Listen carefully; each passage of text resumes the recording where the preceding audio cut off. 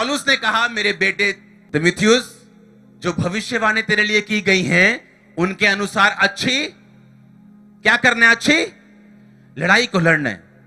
पढ़ो अपनी बाइबल, पहला तीमुथियुस 1 उसकी 18 आयत। उसने कहा जो भविष्यवाणी तेरे विषय में की गई उनके अनुसार तू अच्छी फाइट करेगा। हालेलुया। अब दानियल में और अब्राहम के लोगों में क्या फर्क निकला? बाइबल कहती है दानियल के जो लोग थे उनको छूटने में देरी नहीं हुई और वो टाइम पर आजाद हो गए, पर अब्राहम के लोग 30 साल लेट आजाद हुए, क्योंकि निर्गमन 12 उसकी 40 और 41 आयत में लिखा हुआ है कि वो लोग 430 साल बाद आजाद हुए। लेकिन उत्पत्ति में परमेश्वर ने कहा था कि मैं 400 साल बाद उन्हें आजाद करूंगा, लेकिन कब आजाद हुए? 430 साल बाद। वो 30 साल कहां चले गए? वो 30 साल क्यों हुए? क्योंकि इजरायली लोग सोए हुए थे। उन्हें लगता था कि हम क्रिश्चियन हैं, हम मसीही हैं, परमेश्वर अपने आप सारा कुछ करता जाएगा। अब बाइबल सबके पास है या नहीं? लेकिन कोई तो उसे दानियल की तरह पढ़ रहा है और उसको समझ रहा है और उसके लिए फाइट कर रहा है, लेकिन कोई इजरायलियों की तरह सोया हुआ है। और जब वो सोया हुआ है तो इजरायलियों को परमेश्वर ने फिर जगाया कैसे? वो कंफर्ट में आ गए थे। उन्हें लगता था कि क्या छूटना छाटना, छोड़ो, यही ठीक है, नौकरी करते रहो, आराम से छूटते रहो। लेकिन परमेश्वर ऐसा नहीं चाहता था। परमेश्वर ने उनको कंफर्ट से बाहर निकालने के लिए उनको दुख देना शुरू किया। जो राजा था उसके दिल में नफरत पैदा हुई और नफरत से उसने कहा इन पर मजदूरी करने वालों को ठहराओ, इन्हें गारे से, इन्हें ईंटों से, इन्हें बड़े बड़े काम जो मजदूरी के इन्हें दुखी कर दो। और बाइबल कहती है वो दुखी हो गए। दुखी होने के बाद उन्होंने प्रेयर करनी शुरू की। फिर लाइए, फिर मारियां, पंजाबी कहते दुहाइयां, हाँ, फिर चीका मारियां प्रभु के, प्रभु तू दा क्या सी, मैं तेनू 400 साल बाद छुड़ाऊंगा, छुड़ा सानू। और परमेश्वर ने कहा तुम लेट हो गए। अगर यही प्रार्थना तुम 30 साल पहले करते तो मैं तुम्हें छुड़ाऊंगा तो अब भी, लेकिन अब तुम 30 साल लेट छूटे हो। आज यहां ऐसे विश्वासी हैं जो टेस्टिमनी 10 साल पहले बननी चाहिए थी, वो अब बन रही। पता है क्यों? 10 साल लग गए सोचते सोचते कि टाइथ देना चाहिए या नहीं, 2.5 घंटे प्रेयर करनी चाहिए नहीं, 2 पैग ला लेने चाहिए कि नहीं। 10 साल लग गए सोचते सोचते कि गर्लफ्रेंड को छोड़ूं या ना छोड़ूं, बाइबल क्या कहती। और दानियल ने जैसे बाइबल पढ़ी होगी, वो पवित्र शास्त्र से जुड़ा हुआ व्यक्ति था। पढ़ो दानियल 9 उसकी 2 आयत। उसने कहा मुझ दानियल ने शास्त्र के द्वारा समझ लिया। मुझ दानियल ने कैसे समझा? बोलो अपने पड़ोसी को। आज लोग पता क्या बोलते हैं? प्रभु मुझसे बात करे, परमेश्वर मुझसे क्या चाहता है, मेरा पति कैसे सुधरेगा, मेरी वाइफ कैसे ठीक होगी, मेरा बिजनेस कैसे चलेगा, मेरे बच्चे कब ठीक होंगे, मेरी जिंदगी कब सुधरेगी। पूछो बाइबल पढ़ते हो? नहीं, बाइबल नहीं पढ़ते। दानियल ने बाइबल पढ़ रहा था। उसने जब बाइबल से स्टडी की और उसने समझा कि प्रोफेटिक वर्ड जो हैं वो पूरे होने वाले हैं, अब मुझे प्रेयर में लग जाना चाहिए। बाइबल कहती आप चमकने के लिए बुलाए गए, ये प्रोफेटिक वर्ड है।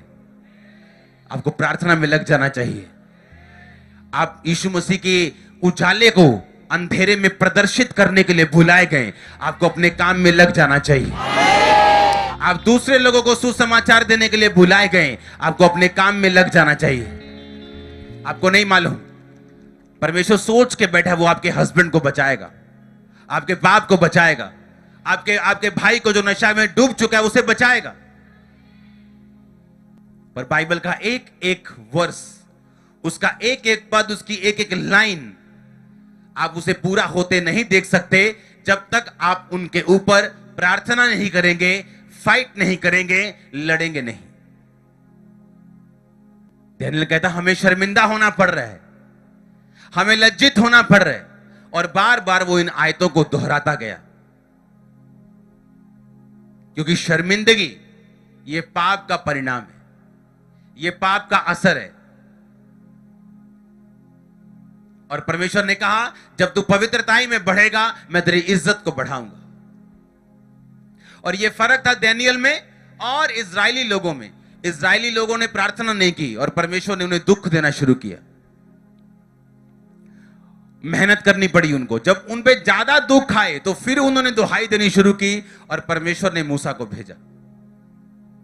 कई बार परमेश्वर आप लोगों को जगाने के लिए आपको दुख देता है।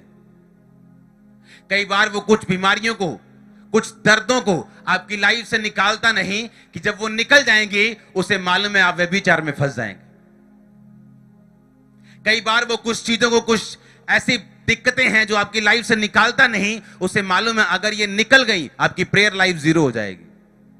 कई बार वो कुछ आंसू रहने देते हैं कि आप उसके साथ जुड़े रहें और बने रहें। इस्राएली लोगों ने क्या किया? परमेश्वर ने दुखों को यूज किया, उन्हें दुख दिए, उन्होंने प्रेयर करनी शुरू की। जब प्रेयर करनी शुरू की, परमेश्वर ने मूसा को कहा, मूसा ओवर टाइम हो गया यार, 400 साल कहा था, ये लोगों ने 100 के 430 कर दिया, अब जाओ उन्हें छुड़ा। परमेश्वर यूज करेगा कुछ चीजों को आपकी लाइफ में आपको अगले लेवल पे लेके जाने के लिए। जब ऐसा मौसम चेंज हो, जब आप कंफर्ट लेवल में जी रहे हो और एकदम से कुछ घटनाएं ऐसी हो जाएं, आपका कंफर्ट खराब हो जाए, पर भरोसा रखना उसके ऊपर। आपका कुछ फाइनेंस हिल जाए, सेहत हिल जाए, कुछ ऐसा हो जाए, आपको लगे ये क्या हो रहा है, कुछ नहीं हो रहा। कुछ प्रोफेटिक वर्ड है आपकी लाइफ में जो पूरे होने वाले हैं। कुछ ब्लेसिंग्स है जो एंट्री करने वाली है। कुछ इंसान है जो डिवाइन हेल्पर बन के आपकी लाइफ में एंटर करने वाले हैं, पर वो ऐसे नहीं होगा। परमेश्वर आपके कंफर्ट लेवल से आपको उठाएगा।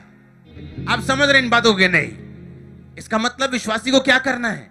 विश्वासी को अपने कंफर्ट लेवल से बाहर आना है, ताकि परमेश्वर उसको डिस्कंफर्ट करके अपने पास ना खींचे।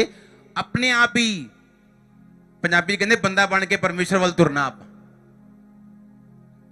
डंडे दे नाल या प्यार दे नाल? पौलुस कहता है मैं डंडे के साथ आऊं तुम्हारे पास, क्या प्रेम की आत्मा के साथ आऊं? तुम सोच लो किसके साथ आऊं। मेरे पास डंडा चलाने का भी अधिकार है और प्रेम के साथ चलने का भी अधिकार है। हालेलुया। इसका मतलब हमें फाइट करनी होगी, हमें प्रेयर करनी होगी, कंफर्ट लेवल से बाहर आके, दिमाग जो कह रहे, सेंस जो कह रही है उससे बाहर आके कंप्लीटली परमेश्वर के वचनों के ऊपर चल के हमें परमेश्वर के साथ चलना होगा, ताकि टाइम पर परमेश्वर उन सब चीजों को हमारी लाइफ में दे सके जो बहुत ग्रेट है, बहुत महान है, जो आपकी लाइफ में होने वाली है। मैं प्रोफेटिकली देख रहा हूं ग्रेट चीजें आपकी लाइफ में होने वाली है। मैंने कहा मैं प्रोफेटिकली देख रहा हूं ग्रेट थिंग्स आपकी लाइफ में होने वाली यीशु मसीह के नाम में।